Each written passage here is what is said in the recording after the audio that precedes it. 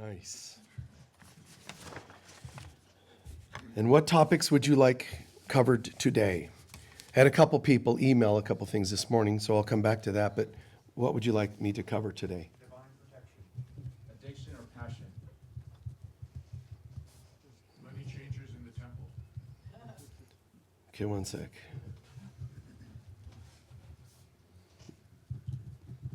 Okay. Manifestation. Death and rebirth. What is it? Death and rebirth. Okay, thank you. One of the ones asked about being death and rebirth. And it's a funny thing this morning, before we went live, we were doing our blessing for the newcomers. And I said, let's begin. And everybody started reciting the prosperity blessing. And I think it's because usually that's the prayer I help lead, but everybody went right in. And then a couple of the requests are about prosperity and manifestation. So that's definitely there. But the idea of death and rebirth, one of the simplest things I'll say about that, clearest things, is you can only rebirth as well as you die. There's right, and that's motivational. Die well! But it's true. Whatever movement you're going into, you're still there. So the more you die of your old self, the more you're free to rise to a new self. Now, if God, Jesus, angels, or something were standing in front of you and said, I heard that you're open to a rebirth. Absolutely. How much of a change are you willing to do? 1%? And they would be like, why even bother? If you're not willing to let go of your stuff, you can't achieve a rebirth. So in a way, die well. I mean, whether you're on literally a deathbed or a major sickness, I mean, now's the time to be surrendering. If you're laying there sick and your prayers are all about getting better, you've died afraid of dying. And now that's with you when you go to the other side and when you come back. Like really, do the swan song. Do the, here I come. I'm ready. What would you have me do? Like in your living prayers, starting your day, what would you have me do? Do the same prayer when you're dying. Not, well, let me just let you know what I want. See, that's, wow. Darn it, they would say on the other side. You were this close to passing your tests. And it's the same with, you lose a loved one, they leave you or whatever. We often pray, get them back. Most prayers are about getting back the person that left you. But that's not dying well. It's, to try, we say we trust God, but when things don't go our way, we throw tantrums. It's remarkable if you think about it. And it's the same thing with that concept of you asked about manifestation. And I don't mean to be too brief on each of your requests, but honestly, manifestation, or as I call it, man's infestation, trying to make things happen the way I want them to happen. That's not co-creating. Putting this in the context of relationships, there's another way to put it. Human relationships are understood by almost no one. I mean, my God, you date, you get married, one night stand, all these different things. Why did you do any of them? When I was a kid, I got married. And I was a kid, I was young. And a neighbor said, so why are you getting married? And you know what came out of my mouth? I don't know. It's just, isn't that the next thing you're supposed to do? I mean, and that neighbor, thank God, poor guy. He didn't say what he's probably thinking. But that's, I was just kind of, well, isn't that what you're... See, what I'm saying is people do things and they don't know why. And they have relationships and they don't know why. Now, Jesus, despite all his miracles, he didn't ascend, go to the other side and go, huh? Yeah, what about that raising from the dead thing? No, the walking on water. He never bragged about his miracles. He didn't care about miracles. He wasn't doing them for the reasons people think, to impress people, for example. Do you know what he really cared about? Relationships. And people don't understand that. 2,000 years ago, Jesus is walking the planet and he's doing all these incredible, miraculous things. He comes back in one form 2,000 years later, channeling a book called A Course in Miracles. Does the book tell you whether you should kneel or stand when you pray or meditate? No. Does it tell you how to do this, that, and the other? Does it tell you anything about your diet? Does it say your hands should be like this or like this or like this when you pray? No. Does he say roll your eyes to your third eye and go Om Mani Padme Boom Shakalaka? No. He doesn't do anything fancy. You know what he tells you? It's in your relationships. If you cannot take responsibility and work on yourself, you've missed the test. He doesn't really get into the fancy stuff. He doesn't tell you to wear only a certain color. He doesn't say go up on the, sacred mountains. He doesn't tell you to go to sacred sites. He says there is no greater sacred site than right where you are when you've experienced a forgiveness and a healing. Now, if you don't do that, you've created an unsacred site. So it's amazing.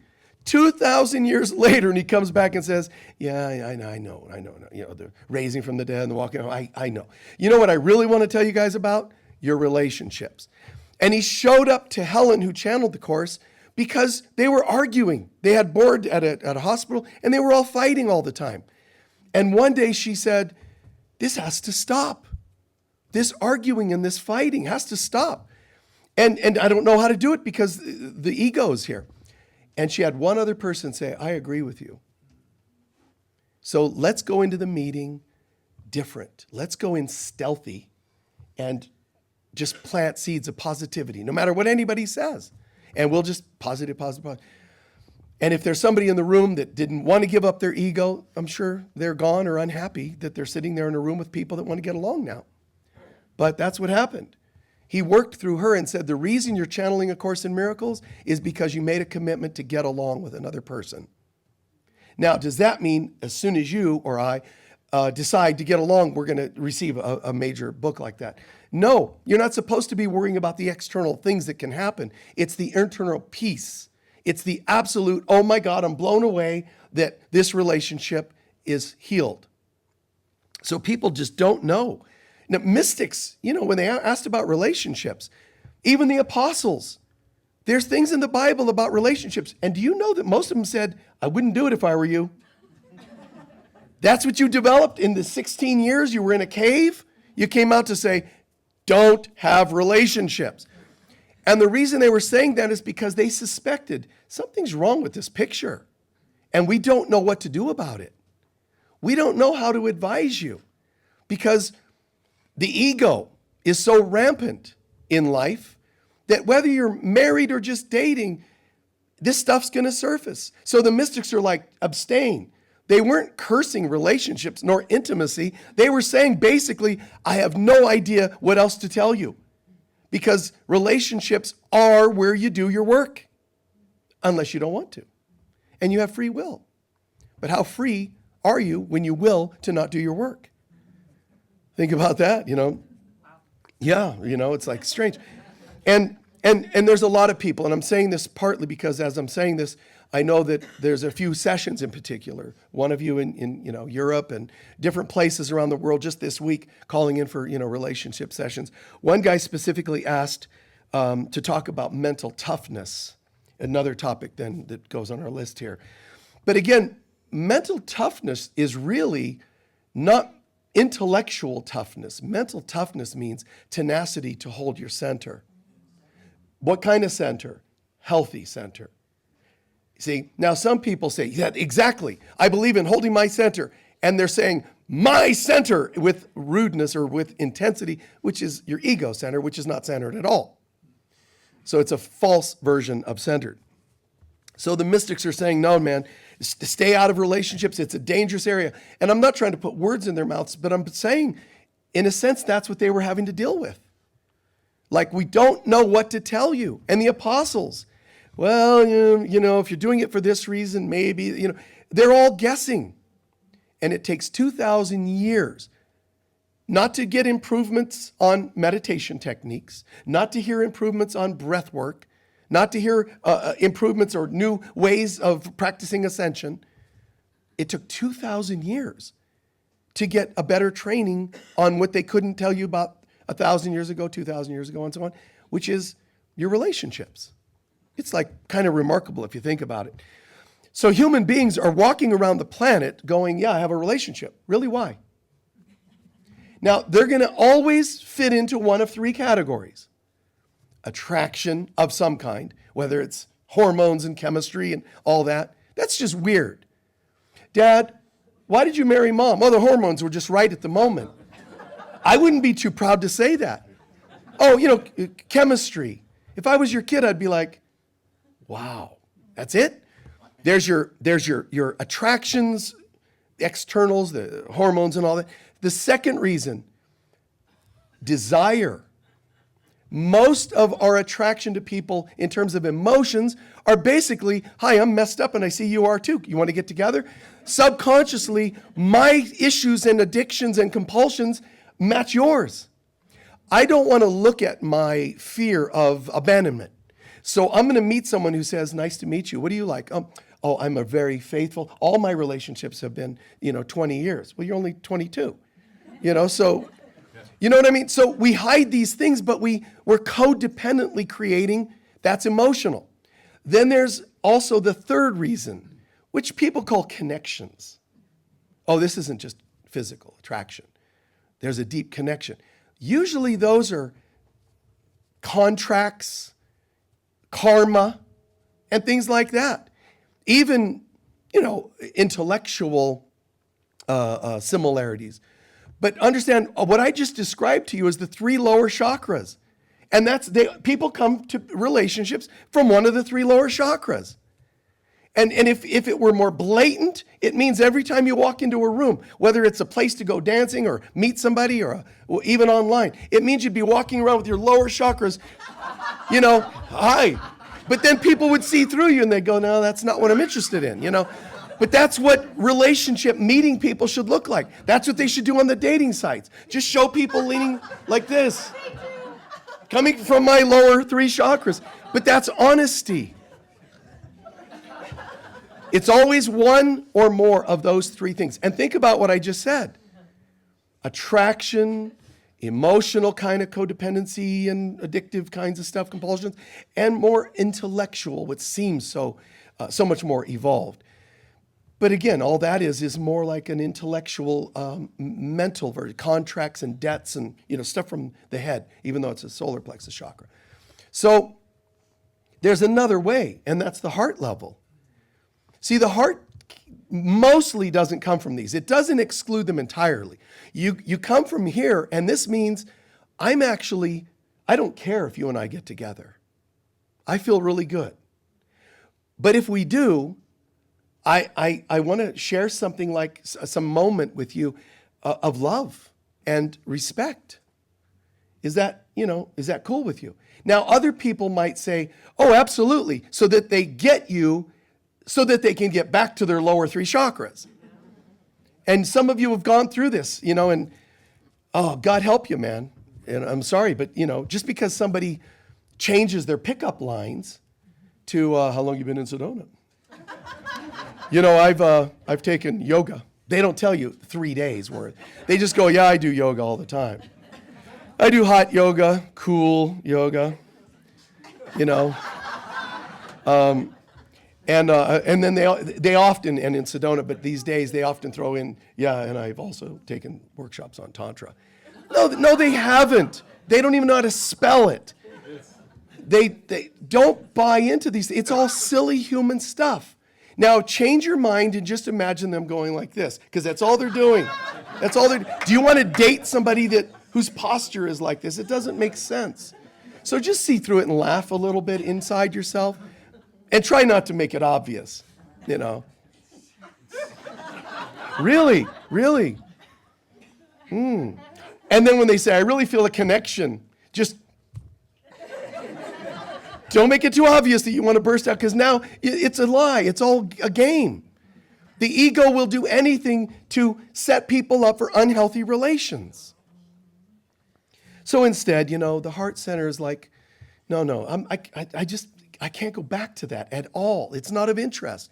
Now, if you say, I'm going to fight that, I'm going to fight that urge, I'm going to resist, you're not there yet. That's kind of like joining recovery, going to a bar, having a beer and go, this time only one. You're not recovered. You're really not. Well, I'm going to do better. Yeah, you're not recovered. A lot of great sponsors and teachers of recovery will tell you, you don't get into recovery and do a little bit of correcting some areas of your life. It's like a death. And if you don't understand that it's a total death, it means you're leaving parts that will sprout again and pull you off, which is why there's sometimes failures in recovery, because you're not really that committed as much as you think you are.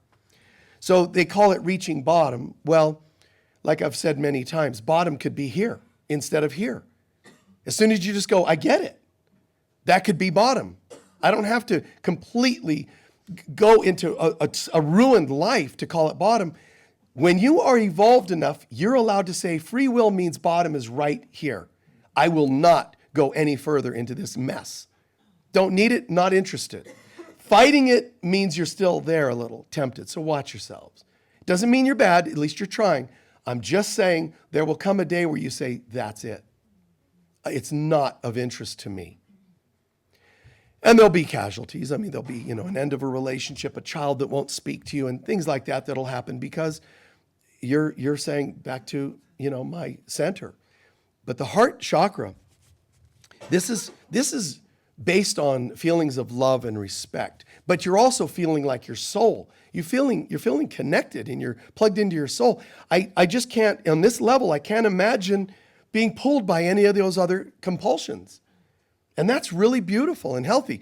But again, some of the old friends or some of the old colleagues or some of the old partners, children, etc., sometimes they will not get that. They're going to think, you've done something wrong. And usually when relationships end, people don't go, wow, I can see where I've done something. They go into this and, and they blame. And that's just typical insecurity. And it's psychological and spiritual immaturity to get to that, to go from those other places. No matter how great you think you are, relationships will show you whether you really are or not. I'm such a loving and forgiving person. Really? You kick them and they go, I hate you forever. It didn't work, did it? You're loving and forgiving stuff. So it's where the rubber meets the road, as some people call it. It's where you really get to see how you're doing. That doesn't mean that if you have a relationship that's challenging or, you give up on it, you're a bad person. It just means you didn't do it. And you're going to be called to do it tomorrow.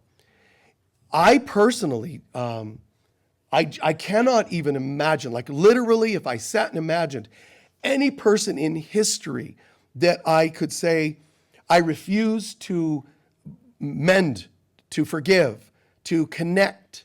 I can't imagine one in history that I would toss out. If God had me at the gates of heaven and said, you're in charge, I would just pin the doors open. I can't imagine saying, well, that one's got to go to hell. And not all of us are like that, but that's how I feel about things like that. I can't, not because I feel great, better than anybody. It's because it doesn't make sense to me. If I leave someone out, that's an area in me that I have chosen to make an issue. What do you think hell is? It's a place of issues. So as soon as you have something you won't forgive, you're in hell. That piece of you is in hell. That neuron is in a dark place. And I'm not saying you're bad for it. I'm just saying you get to rethink it and say, is that where you want to remain? So, if we think of relationships from a heart center, it really has very little to do. You can still be attracted. You can still feel a little this and that. And you can still feel a certain connections on a certain level, and all that, those three chakras. You can still have some of that. You don't have to be like perfect and stellar, because then you wouldn't have to bother with any of it. So you're in this place. It's just that it's more love and respect based. My kids, I would like them to all lower self. I want them to get straight A's. But in this place, and it doesn't matter. I love them anyway. It doesn't mean I'm not going to give them suggestions. But this place doesn't have the agendas that the others have. Because this is my broken self, so it has to have agendas so that I can think that I'm avoiding or fixing my broken self, which never happens in the lower self. So everybody that I meet in the lower self is going to be one of the people I blame for not fixing my issues. And that's just typical human stuff. So we have people that walk around going, oh, I'm so from the heart. We'll find out. We'll see how you handle other tests in life. If you slip, it's not worth getting down on yourself about it. It's a test. Retake the test. Just take the test over. But it has to be authentic. You can't fake evolution. It's just so viscerally perfect, meaning what I see out here, my relationships are a mirror of how I'm doing with God and myself. A relationship can end, but if I feel bitter and bite a little and so forth, I'm not there. If it were me, I would go, oops. Wow, that one caught me off guard. Let me work on that. That's the best thing to do. You're going to have relationships with whomever, however, work, family, whatever, that go a little weird. You're going to have, people that are hurtful, dating and that sort of thing. But what do you do about it when it all comes to a conclusion or while you're in it? I would always recommend, commit to communication and healing. This is sort of the human self is like a soulmate relationship, believe it or not. Because there's connections in soulmate, karma in soulmate. Soulmates are not perfectly holy people. Soulmates means it's like the British version of mate. It's like you're my mate. You're my buddy. Mate means my friend. I remember you. Oh, it's my mate. And that's what soulmates are. Oh, you again. It's just that we put it often in a positive context, but you can have soulmates that are cellmates, where you're both held in hell together, but there's connection. Oh, that helped. This is more like the level of twin soul, which is no agendas. I feel a love and respect for you, and it's profound. Believe it or not, soulmates can, and usually often do, there's romantic soulmates, there's family soulmates, there's colleagues, work soulmates, even men and women going to war together, watching each other's backs are often soulmates in battle in previous lifetimes. Twin souls are not about, hey, you're looking good. What is that? Why do people keep thinking, gotta find my other? You're the only other. You're a whole person. You're not a fragment. You're a whole being. A soulmate should show you that. They often do and often don't. It goes either way. Love-hate relationships. Hit and miss with human relationships. But in the heart, no agendas allows me to love you no matter what. And when you reach a certain level of soul, heart and soul, level of relationship, love and respect, then comes the twin soul concept. But it's not the romantic one people think it is. More often, twin souls end up saying, there's something between us. And a human's going to go, no, that's human compulsion again. When you connect with a twin soul on a deep level, what it is, what can you and I do to change the world? Twin souls are more about working together than they are about hooking up. Honest to God. Edgar Casey's soulmate, he was married. So there's a soulmate, his wife. But he also had this much greater attraction to his stenographer. I won't go into the details, but it's funny stuff. One of the times I was at the Casey Foundation, I was just looking, and they had this big mural and this collage of pictures, and I'm very sensitive. I pick things up, and I'm looking, I'm going, And then I was sitting with his son later. I said, is it just me? Or the pictures of his wife, it's like, like the farmer picture with the wife. It just looks very like, but when he's standing with his stenographer, it's like, he looks happy. And his son said, well, let's put it this way. She would come to dinner a lot at our house. And there was a lot of upset digestions in the room. And I said, well, yeah, I could see it. And in the readings, Casey asked, hey, there's a lot of connection with this twin soul here. And the reading said, well, yes, there is. And you can pursue it, and it'll be a very beautiful, passionate partnership. But the work will not happen because you'll be focusing on something else. Channel that into the work, and then it became 14,000 readings for people. Not 14,000 sentences, 14,000 full readings that went all kinds of different directions. So 14,000 exponentially became hundreds of thousands in terms of information or readings done. And what that means, it's the same for you and me. You know, twin soul, to me, there will come the point where all souls are soulmates in a positive sense, and all souls are twin souls, because we're all one. I mean, really, we're all one. Down here, I'm searching for some one to be with. Here, I start to feel oneness more often. Here I am one, upper three chakras. Searching for one, feeling oneness, I am one. Which one do you want to choose? And if you're in a room like this, a group like this, you're going to, oh, I want the I am one. Watch what you ask for. Because the more you start to feel this love, this oneness, the less interest you have in this world. Which is odd and awkward to be in this world and not of this world, because you kind of don't know how to function anymore. Normal conversations. Friends get together and they're complaining about their husband or wife. They're talking about cheating and these kinds, and you're like not interested in supporting that. They talk about, politics and politicians and the hatred they have for, wow, like you can't relate. Are you vaccinated? Are you not vaccinated? Be careful. The answer could mean your life. Who knew that was going to happen?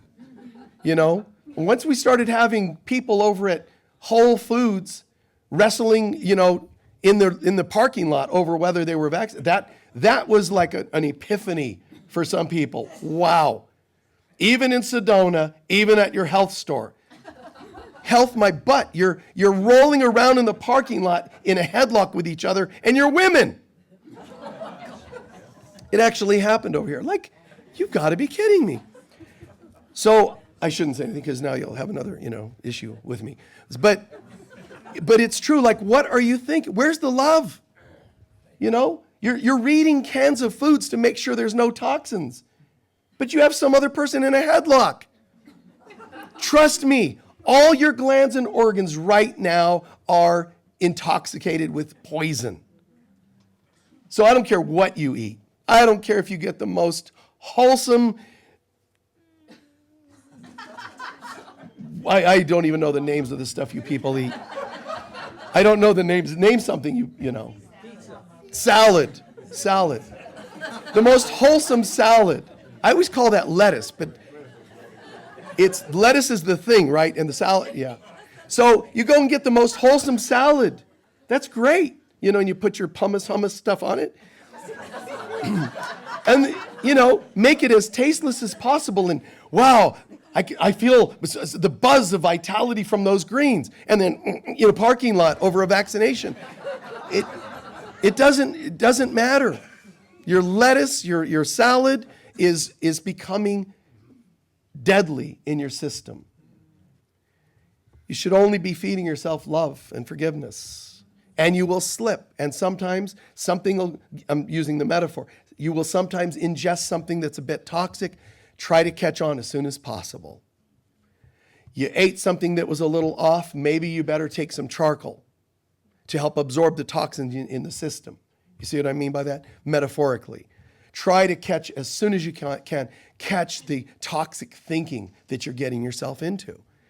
And if you don't, okay, but you're in hell. Part of you is in that darkness, and that's where you're going to continue to go. If you have any relationship from the past, no offense, meant, and it hurts, because some people are pretty selfish and hurtful. Parents, grandparents, uncles, aunts, people at school, I totally get it, and I hold you and I say, I'm really sorry that anybody was ever hurtful to you. Fine. Now what are we going to do after that? So mourn, let that out of your system. But then what are we going to do about it? We have to detoxify as soon as possible. You can't detox if you haven't owned that you've ingested something. You have ingested something. How do we know? Because you're having an upset stomach. You must have been, well, not me, because I eat only wholesomely. Stop the defenses. Let's get to what we can do about it. The sooner the better. So when we truly access the heart center, it's like a whole different way, level of thinking. But the spiritual, this is I am one. Let's just start here. Forget about ascending to God today and just at least get into your soul more. Feed your soul. You feed your body. A lot of people are conscious about how much water they ingest and how much, proper foods. Always about the body. But if you don't even know how and who to date and why, how can you trust your opinions on food? Try this, I don't know. I don't know the best foods. I don't know how to get into recovery. I'm going to call on God to help me. It's one of the steps to call on God. I don't know. I don't know if this relationship should end or not. Let me get into a healthy place. Why am I ending it? Oh, ego stuff. Look at it. Why are you ingesting unhealthy stuff? Look at it. But after all the clearing and dying well and the old going and your compulsions for certain foods and certain relations, after all that, feed your soul.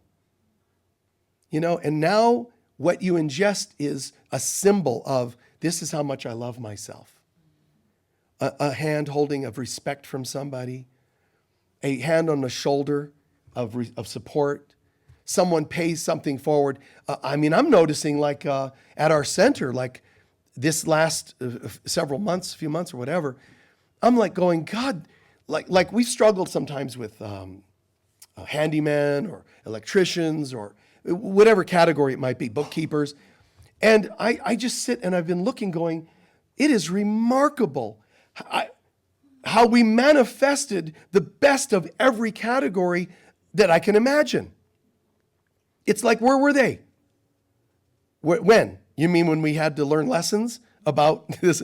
They weren't there then. But as we keep combing out the knots in our consciousness and working together and love and respect and all that, we manifested these amazing people. Did you guys see the angel on the wall outside? That was an unexpected surprise today. The guy actually showed up. And he lives in Sedona. A contractor that showed up in Sedona. I'm like, oh, happy day. Like, it's a miracle. It's a miracle. This guy's remarkable. And he's like, and we have guys that come out here and they're one of our couple of handymen. It's just amazing. He could be charging this amount and he only accepts this. We have an amazing Native American gentleman who he's come in recently and he was sharing with Dosi, who is the coordinator of most of our events. And he was showing her some of the native songs and drumming. And, and he's like, this one is to do this and this one. He's telling her the different songs and why. And then she said, well, we would love to have you for a Sunday service and we'll pay you this amount. Oh, no. The grandfathers don't allow us to charge. Now, I'm still going to find a way. And he said, well, I make art, if you guys want that, yes, lots of it. My point is, I love love and I love integrity like that. This guy's just such a pure place. And then, Dosi did due diligence. She said, here's a video. I'm like, I don't need to see a video. No, here's a video. I go click. And it was on for what? All of 1 second. I go, okay, I'm done. He's in. You see? For me, that level of light, it's us. It's very typical. So we go for it. By the same token, there's teachers and authors and things out there that don't have that, what they claim to have. So it doesn't feel right to have them here. So you and I have to still make day-to-day decisions. We still, we want to come from our hearts, but we still have to make day-to-day decisions.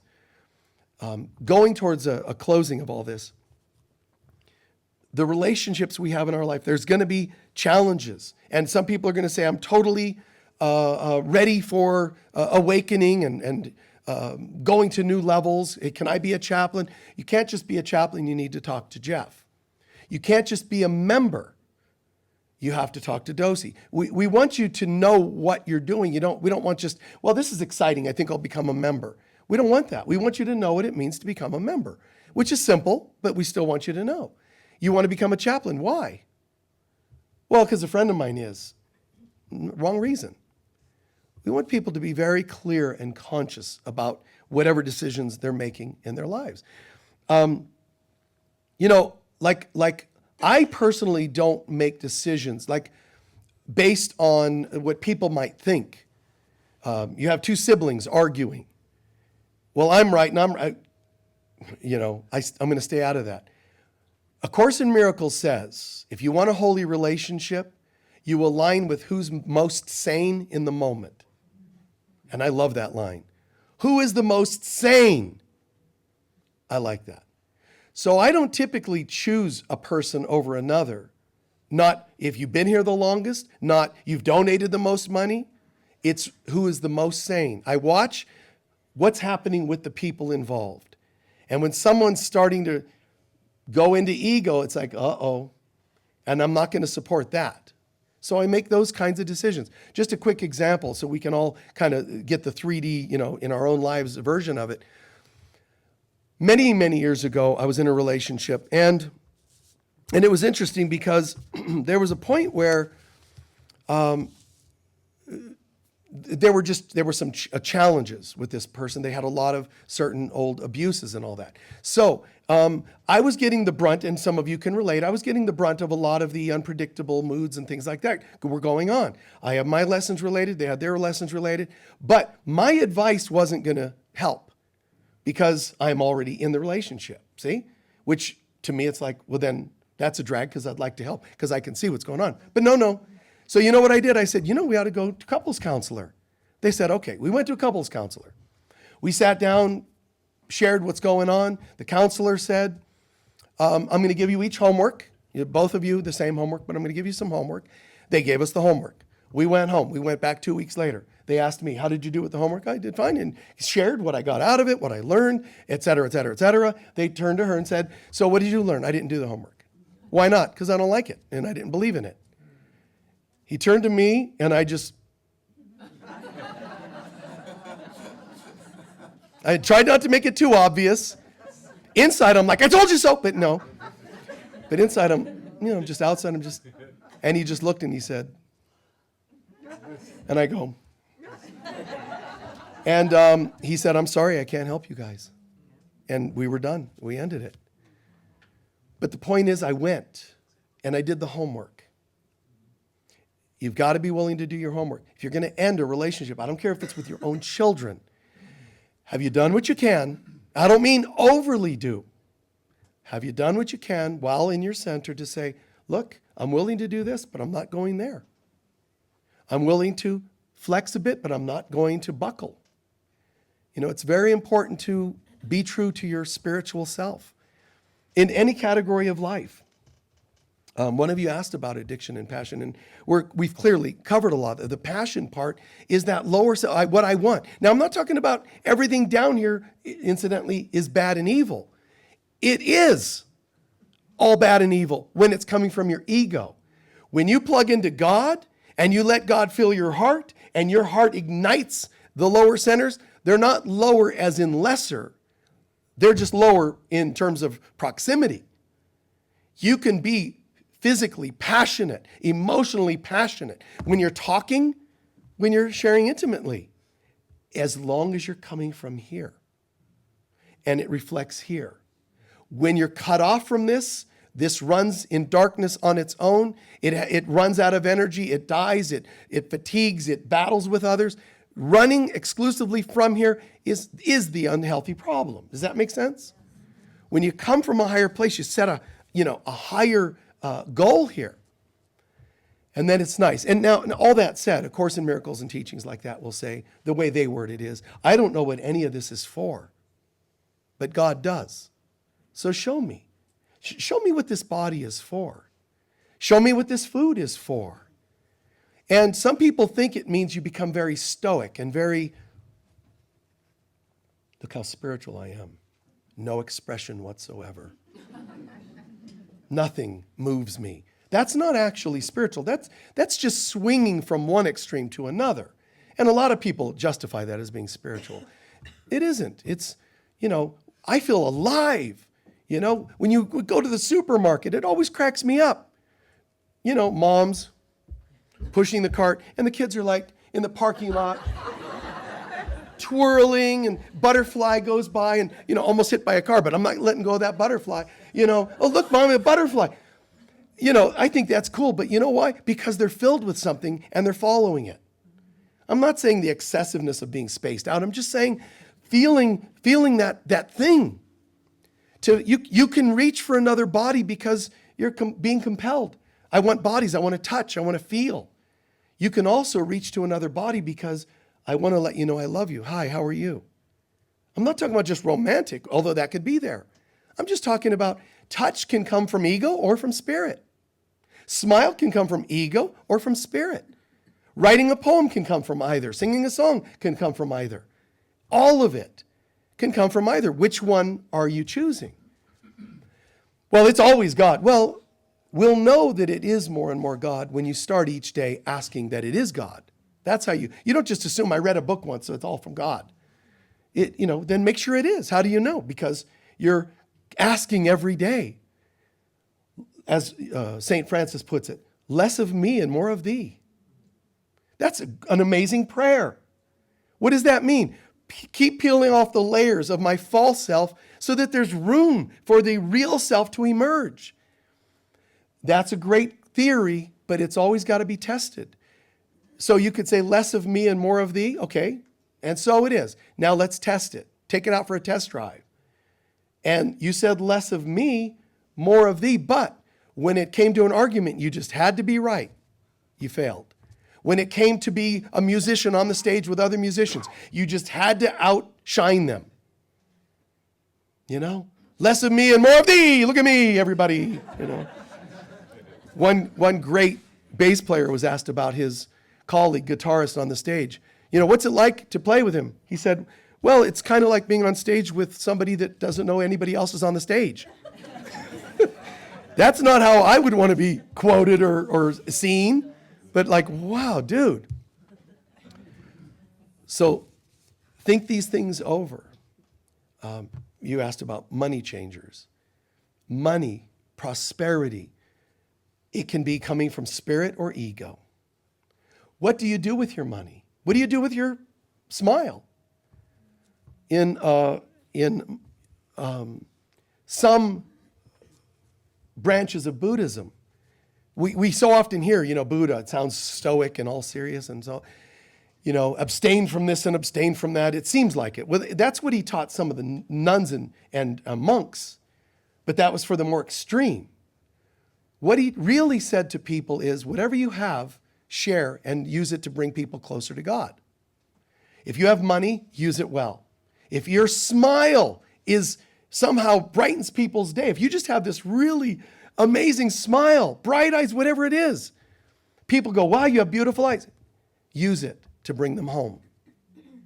Use everything. And it doesn't say except money because money's naughty. The money changers, they were coming from their ego. But Jesus wasn't cursing money. He used it to pay taxes that they were forced to pay. He's like, whatever. Why do I care about the money? That's of this world. That's what they want. Give it to them. Whose face is on it? God's? No, Caesar's. Then give him his money. It's apparently his. That's what he says. But give to God what's God's. Where do I find that? It's in your heart, your soul. I choose to live this life. Fill me. I don't know what recovery is. Show me. I don't know what dating is. I don't know what sex is. I don't know what illness is. I don't know what food is for. And say that. You go, well, of course I know. I'm a nutritionist. I know what food. The more you think you know, the worse off you are. It's nice when you say I don't know, because I don't know means a cup ready to be filled with spirit. If you say, well, I'm 90% clear, but give me 10% spirit, that's all you get. Just, the humility isn't humiliating.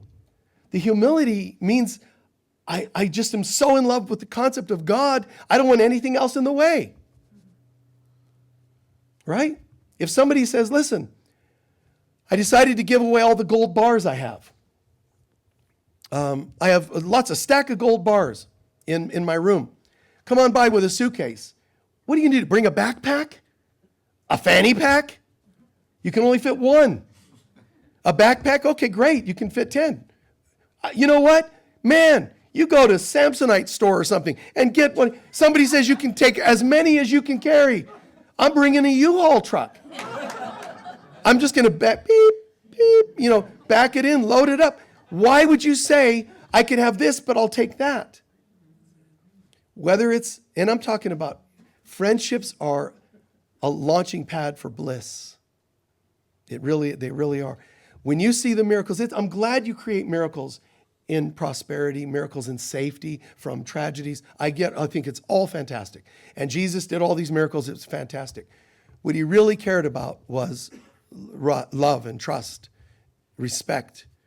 His apostles that sometimes asked him to fix their bodies of an illness, he'd say, no. I want you to believe in me without me fixing you. That's like huge. But it's the same. Jesus shows up. He's going to work miracles. What does he do? He pairs the apostles that annoy each other the most together. This is going to be fun. Watch this, guys. Peter, which apostle do you hate the most? I hate Matthew, and I have a whole list of reasons why.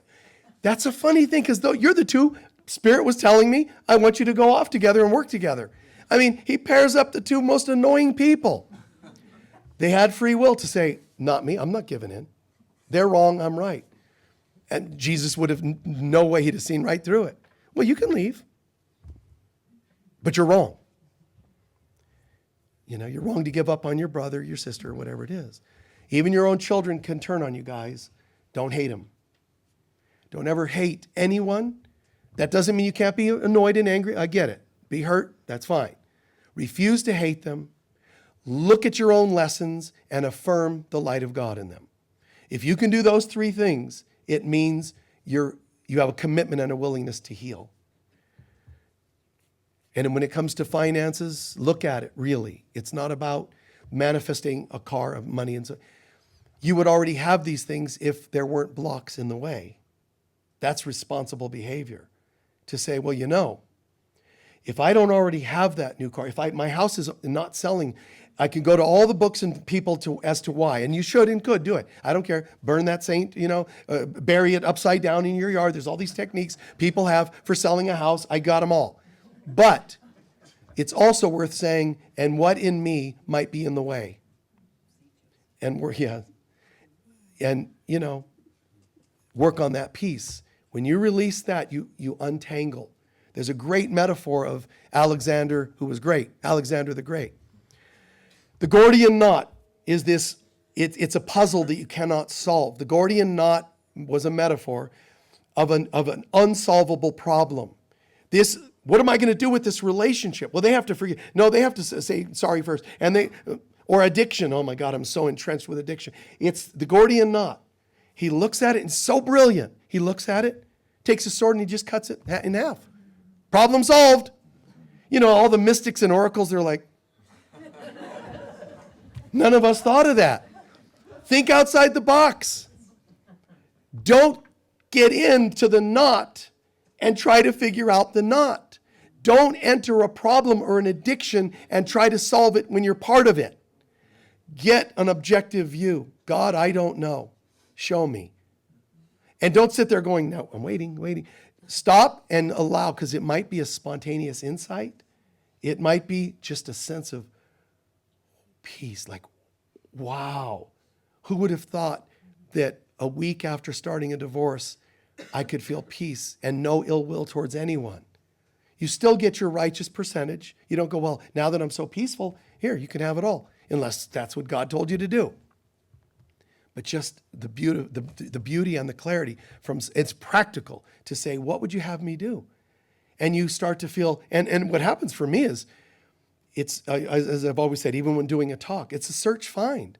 When I say, there's this issue, what would you have me do? It's like downloading answers, a sentence to say to this person, something to not say to that person. It's a feeling, a mood, a shift, And it's fantastic. Human beings will go into relationships based on moods, and they react to each other based on moods. I don't want moods. I don't want hormones. I don't want anything of this world telling me what to do, how to feel. I don't want genetics telling me how I'm supposed to be. You know, I want to be an artist, but, that doesn't run in our family. So I guess I'll just be I don't want to name anything to offend anybody, okay? But you see what I mean? Like, people do this all the time. I would have loved, but my family didn't let me take lessons. Where are your family members? Well, they've all passed on. What do you think? They're like watching from the other side. Don't you dare take that class. If anything, they got to the other side and they went, oh, jeez, I get it. You're supposed to have been that, so please. And now they're on the other side having to clung to your aura because they're trying to say, sorry about that, take the class. And you just keep scratching and you don't know why. Some annoying spirit going, take the class. Please, see through these things. Don't let the things of this world make decisions for you. Go somewhere else. Try this. I don't know. That's what one of the heart prayers is. I don't know. But you see what it does? When I say I don't know, it opens this so that something can pour from the heavens to tell me. And all of a sudden, wow, this is remarkable. This class shows up, this coincidence, this synchronicity, and it's all taking me in a healthy direction. But it might also mean closing the door on other careers and other things you might have chosen. Please take a few centering breaths.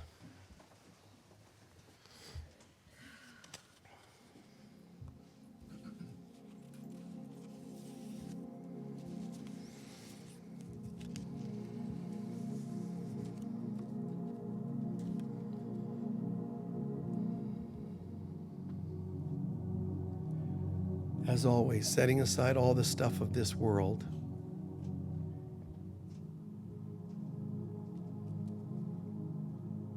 None of it matters. Only spiritual and psychological healthiness matters. That's your center in God. No stories matter. No defenses, no excuses, no blames, no judgments, even though some are pretty harsh abuses sometimes in our childhood or other lifetimes.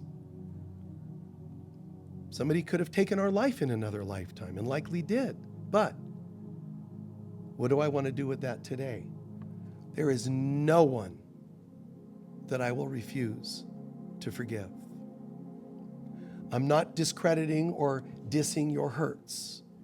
It's okay if something hurts you and say, okay, well, I'm willing to do this meditation, but I have to say I'm still hurt by this. Well, then feel hurt. It's okay. Let's go as far as you're willing to go. There is no one I would exclude from our return home. Even if you feel the other, just try this anyway. Father, Mother, God, there have been people, maybe lots, that I would have been hurt by, annoyed by, angry at, etc. at one time. I would have thought of this and them, me and them, me against at one time in my life. But that's impossible today. Those who I thought were they are parts of us, all of us.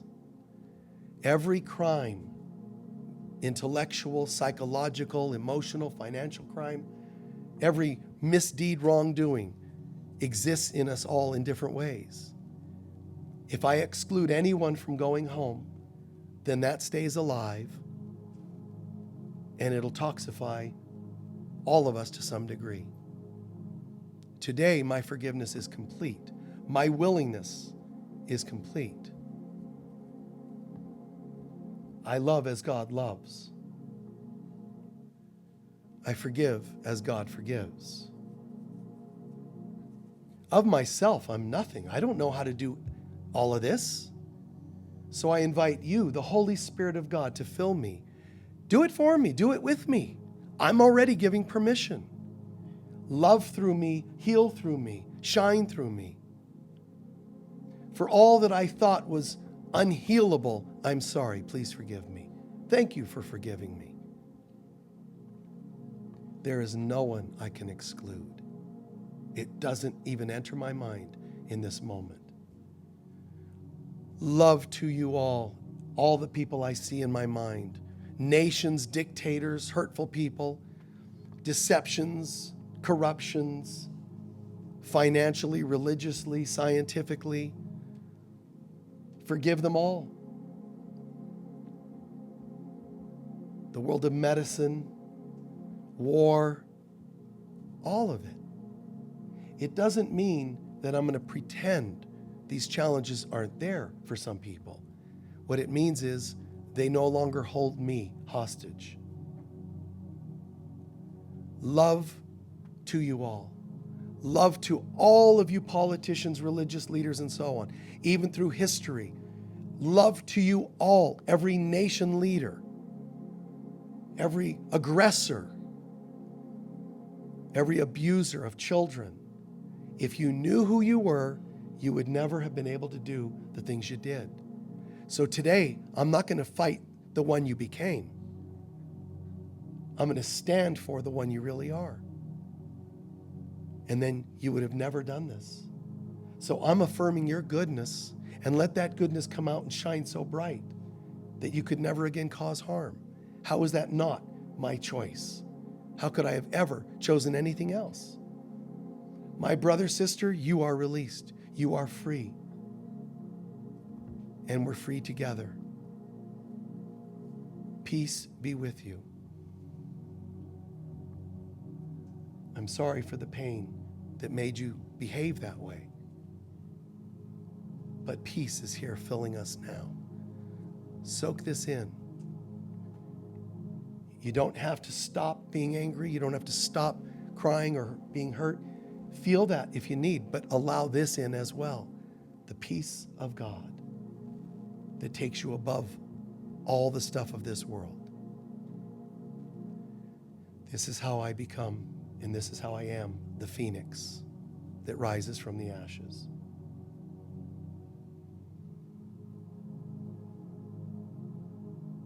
And so it is.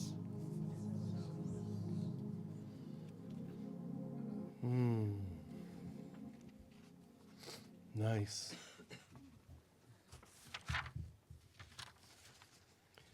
Thank you so much. Just take a moment to reintegrate into the room. We'll do a couple of announcements in a moment and a closing prayer. How are you feeling from the talk and the meditation? Good. Anybody in a word or two? Great. Anything else, a word or two? Relief, healed, anything else personal? Resonated. Good. Yes? When I find the peace within, I learn how to love. And if I love, I radiate joy. Yeah. The peace within brings love, and if I love, look what happens, the changes that can happen immediately. And, there's days you're not in the mood for that, and I get it. I don't know.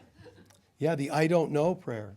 Over there, who was it? I was going to say, fascinating, funny, and comforting. Fascinating, funny, and comforting. Very cool. Thank you. Yes?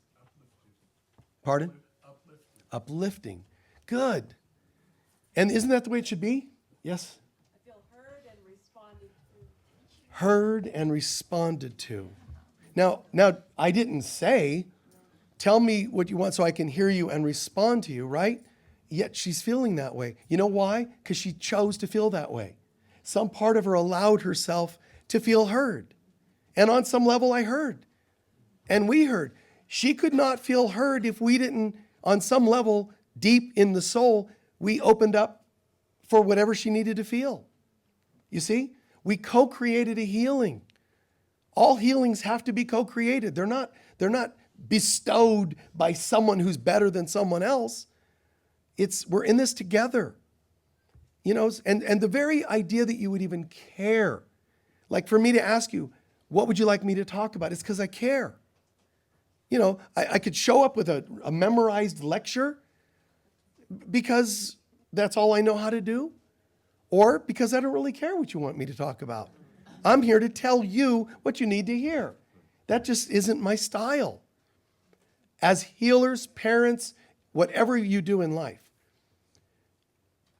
the idea to care about people enough to want to know how they're doing, how they're feeling, it already sets things in motion that are miraculous without even getting to the 3D of it. But it's an amazing thing, you guys. The way you'll put your hand on someone's shoulder when they're, hurting, comforting each other, or even just in a prayer, you see someone that's hurting, sending them a prayer, addressing the people watching online, because we could just keep talking and ignore them. They're in the room too. Now, even if I don't say that, I already believe it. So they're included. Now they're sitting out there. They'll watch this. One of them said this week, 3 years after the talk, they go, and it was addressing everything I'm going through. Because this is supernatural, what we do here. It might seem casual because I make jokes and, it's kind of silly, the silliness of life. So it can be taken almost down a notch to think, oh, this is kind of fun and kind of relaxed. That's also just part of the game, to let it get in deeper to the mind, to the soul. If I stood here and sounded very intense all the time, and it will overwhelm, and then people will shut down. So the laughter, the ease, the inclusiveness is how people can drop this stuff, and then all of us are healed and brought to a new level, together. A teacher that lectures at people, it's not the best thing, but also you as a parent, just telling your kids because you're older, what does that mean? They might have had 10 enlightened lifetimes, you might have had 0, and you're telling them all about how life should be. I get that you believe you're right and all. I get it. And you're maybe good intentions. But you tell your partners and your children when you go home, a lot of you, this will apply, some it will not. But, to be able to say to people, listen to the kids, I just want to let you know. Don't say I went to a lecture and you don't have to sell us. Talk about you. It occurred to me that a lot of times our conversations are, I wish you would read this book. I wish you would go to this center. I wish you believed like I believed. I wish you did the same prayers as me. I want to apologize for that. Some people get like, what? I'm not going to apologize for my righteousness. Yeah, you should. I'm sorry about that, because here's what you say. You know what I was asking for? I was trying to get you on my path. What I really needed to do was trust, because I talk about trusting God. You, my child, and I don't care if they're full-on drug addicts, I'm trusting that you are in God's hands. I thought I needed to get you on my path. You're on the spiritual path. I don't even believe in that. It doesn't matter. You're on the spiritual path. You have a spirit, and you have a walk each day. You go out somewhere. That's a path. You have a spiritual path. Even if you don't believe in spirit, you're on a spiritual path. And I'm now letting that be. You see? Like, ease up on all of it. The husbands, the wives that aren't on the same path, relax. Jesus has tried to make us understand being it is better than preaching it. So just practice that, being it. And that means not just being all cosmic. It means trusting your husband, wife, your exes. They're on a path, and that's between them and God. Even if it's a destructive path, it's not your business. Send them love and wish them home. Hold the vision of them coming home. Not as them being lesser and, thank God they got you to pray for them. Thank God you're around. That just does this. Doesn't matter. None of it matters. There are people that were kind of down here spiritually that rose up here in a day. Others took 100 years. There are people that were not as awake as you are that are now more than awake than you are. You can't determine who's winning the race because it's free will and choice. There are people that are messed up, and yet all of a sudden they become clean and sober, man, and they wake up. And you're still, I only have a beer a day. They used to do a 6-pack a day. Now the six-pack person is totally in communion with God, and I'm still sitting here with my beer a day. You're not better than them. Boom, they just took off. It's the same with prosperity. Yes, it's frustrating to say, I'm a prosperity, person, and I walk around. I always wear green with dollar signs on it. And, and I've written a check to myself for $10 million. It's in my wall. I do all the prosperity techniques. I burn gold candles because it's gold. And I visualize gold dust from the ethers. And I do affirmations. I have subliminal tapes that have ocean sounds. But underneath the ocean sounds, I am amazing and prosperous. I do all this stuff. And I've been doing it for 5 years because any day now. And then a friend comes over, they're like, oh, really? Prosperity? Tell me. And you tell them about it, and they win the lottery the next day. And you're like, oh, I hate you. Now there's why you don't win the lottery, because you had a lesson. Yeah, but they only did this one day because it has nothing to do with the miracles on the outside. That's just kind of window dressing. The consciousness is what and all that matters. Thank you. We're going to take up our collection and do our closing prayer.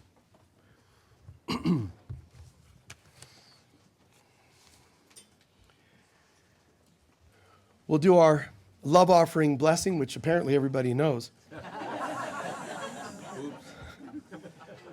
Be as generous as you can be online. There's a link you can click to donate. Here, there's the bags, purple bags. Oh, they should have been gold.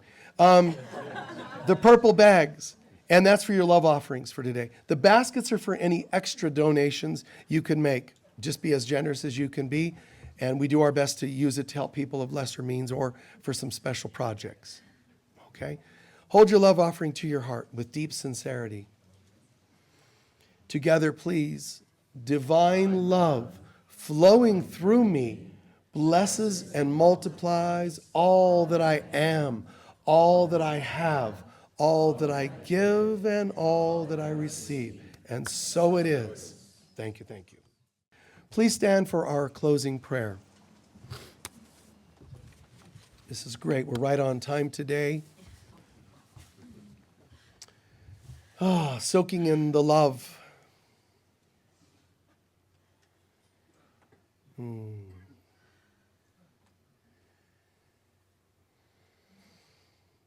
Take just seconds to look around at each other. With your mind, send a blessing of love. Could be a little smile or whatever, but just a love, just a download of love and respect. Peace to you all. The peace of God be with you.